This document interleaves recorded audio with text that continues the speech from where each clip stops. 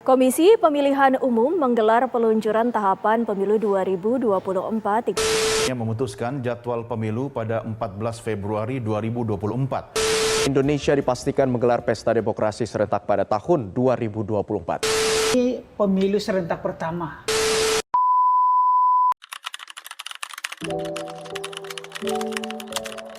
Halo guys, kita dari kelompok 4 bakal ngapain nih Kak?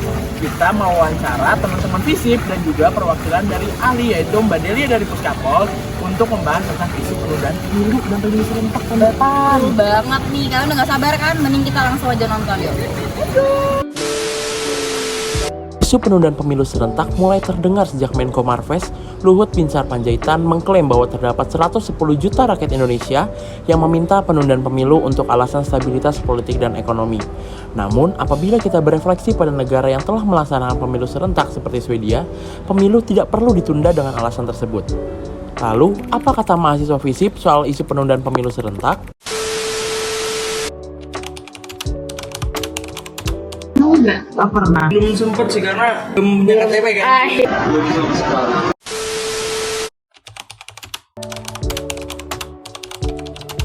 Banyak banget wasting time, terus kayak kita juga menunggu lama, terus petugasnya juga kecapean dia dari pagi sampai malam, baru masih ada penghitungan suara. Agak bingung kan karena banyak pilihan segala macam, kayak vertasi itu kan banyak orangnya, jadi ya gue agak pusing aja sih nungguinnya, pilih yang mana ya, jadi takutnya ntar jadinya ngasal gitu. Kalau menurut aku kan kalau serentak itu kan banyak banget ya, maksudnya bukan cuma wapres dan wakilnya, jadi itu kayak nggak kenal juga siapa yang lain, jadi benar-benar karena kan fokusnya kan di presiden sama wakilnya kan. Untuk mengetahui calon legislatif calon kita ya kan, dan calon presiden itu dengan cara yang bersama, dan itu sangat sulit sekali.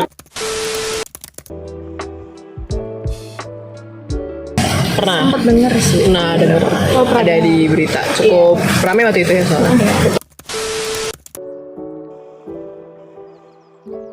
Boleh, saya setuju karena menurut saya dimana penundaan itu tuh bisa mendapatkan mungkin evaluasi dari tahun sebelum-sebelumnya. Kalau gue sendiri lebih prefer kayak udah ikutin yang aja gitu ya, bisa nggak harus sekarang. Kurang setuju sih sebenarnya kalau misalnya ada penundaan pemilu juga. Iya, sama. Gue juga nggak setuju kalau misalkan diundur karena nanti presiden sekarang lebih dari yang seharusnya dong. Jelas sangat tidak setuju karena itu melawan tidak sesuai dengan konstitusi yang ada. Sebenarnya kalau ditanya tetap berpartisipasi atau enggak, mungkin iya ya, karena kan memilih juga hak kita sebagai warga negara kan, tapi mungkin bakal agak jengkel sih. Jelas sih gue pengen berpartisipasi politik, kemarin kan belum sempat kan, jadi kayak sekarang main ya udah waktunya gue buat berpartisipasi gitu. Harus, karena kita sebagai warga politik harus ikut dalam isu politik negara.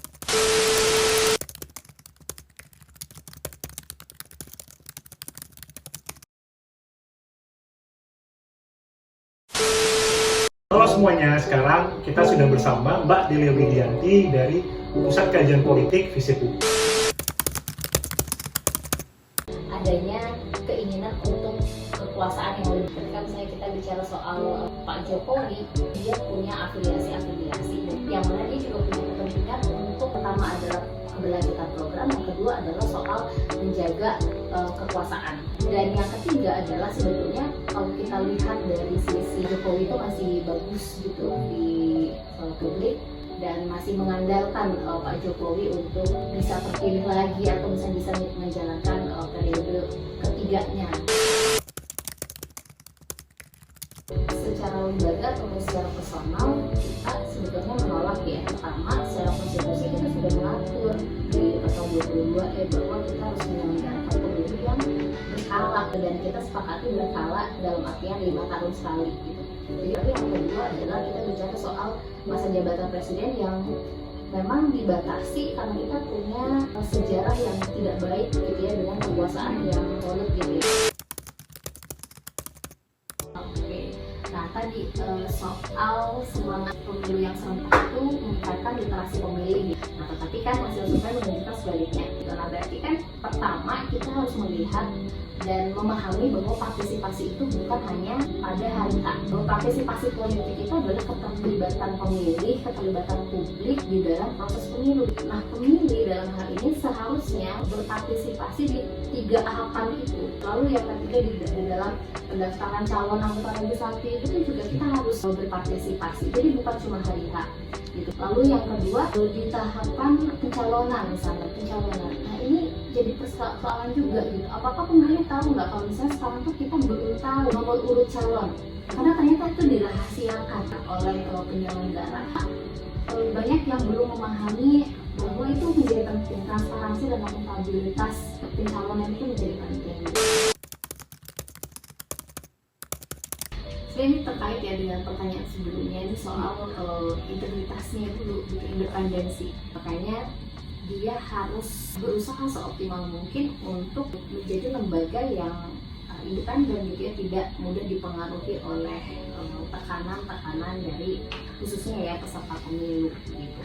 Lalu yang kedua adalah bagaimana penyelenggara pemilu gitu ya mendorong partisipasi publik yang optimal juga. Jadi di sini PR-nya penyelenggara pemilu menurut saya adalah bagaimana menghadirkan proses pemilu yang bersih ya. Berarti kan dalam edukasi politik jangan sampai nih tadi politik uang masih banyak terjadi, jangan sampai politisasi identitas juga mewarnai gitu ya proses pemilu kita hari ini. Jadi pengawasan dari Bawaslu juga harus optimal kayak gitu.